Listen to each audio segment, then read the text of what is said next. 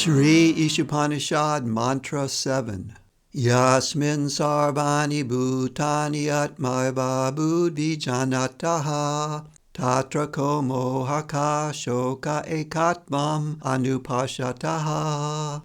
One who always sees all living entities as spiritual sparks in quality one with the Lord becomes a true knower of things. What then can be illusion or anxiety for him? Purport by His Divine Grace Srila Bhaktivedanta Swami Prahupada. Except for the Madhyamadikari and Uttama-adhikari discussed above, no one can correctly see the spiritual position of a living being.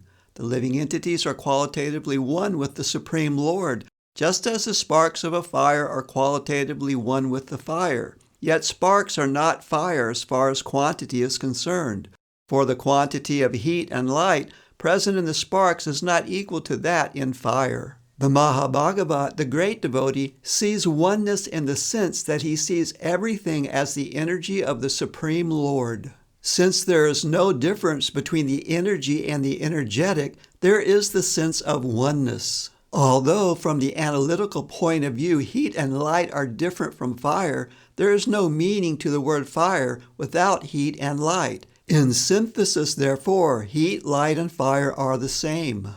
In this mantra, the words ekatvam anupashataha indicate that one should see the unity of all living entities from the viewpoint of the revealed scriptures. The individual sparks of the Supreme Whole, the Lord, possess almost 80% of the known qualities of the whole, but they are not quantitatively equal to the Supreme Lord.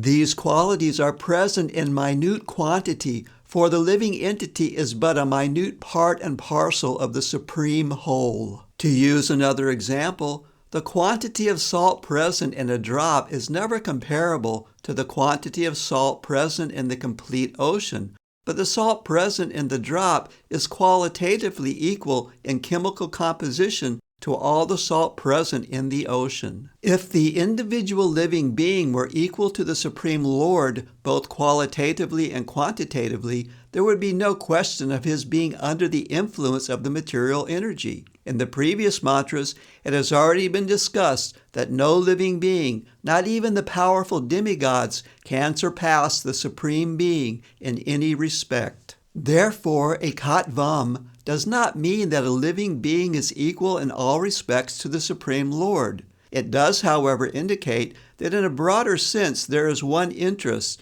just as in a family the interest of all members is one, or in a nation the national interest is one, although there are many different individual citizens. Since the living entities are all members of the same Supreme Family, their interests and that of the Supreme Being are not different.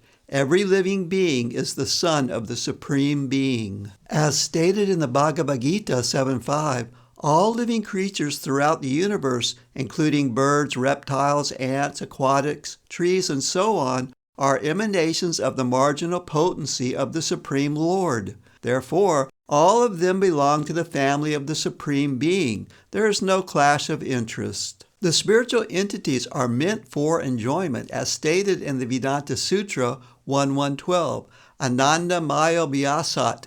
By nature and constitution, every living being, including the Supreme Lord and each of his parts and parcels, is meant for eternal enjoyment.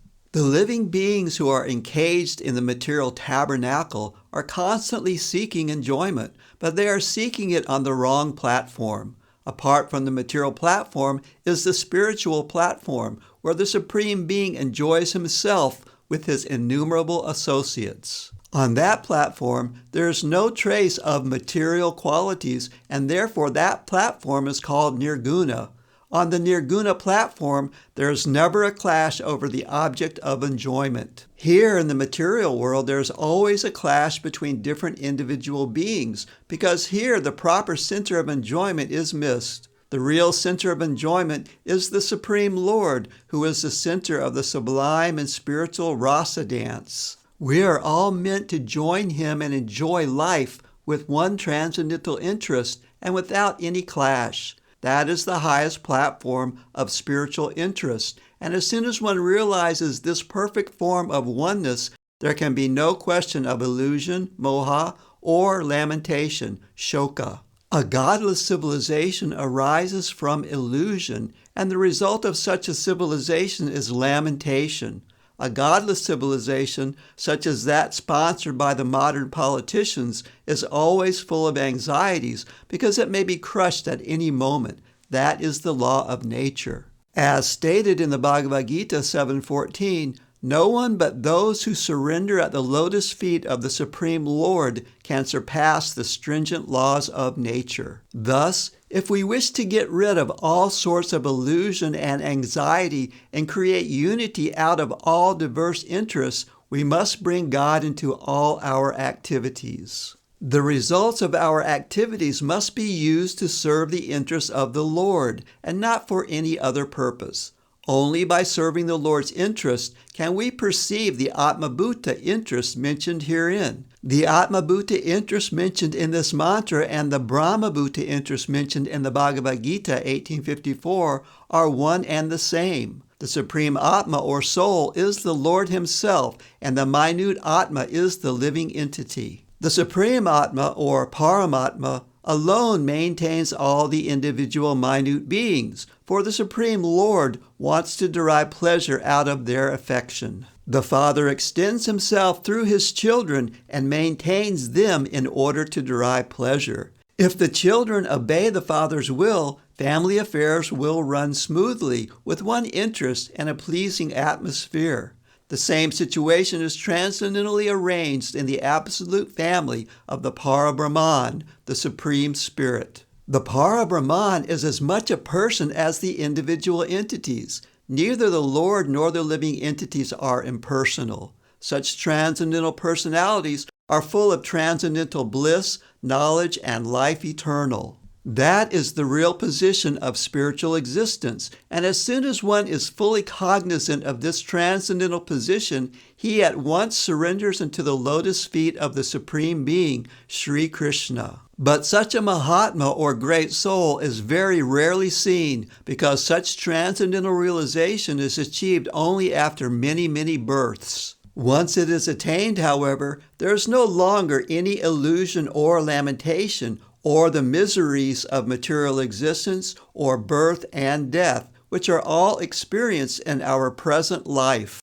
That is the information we get from this mantra of Sri Isopanisad.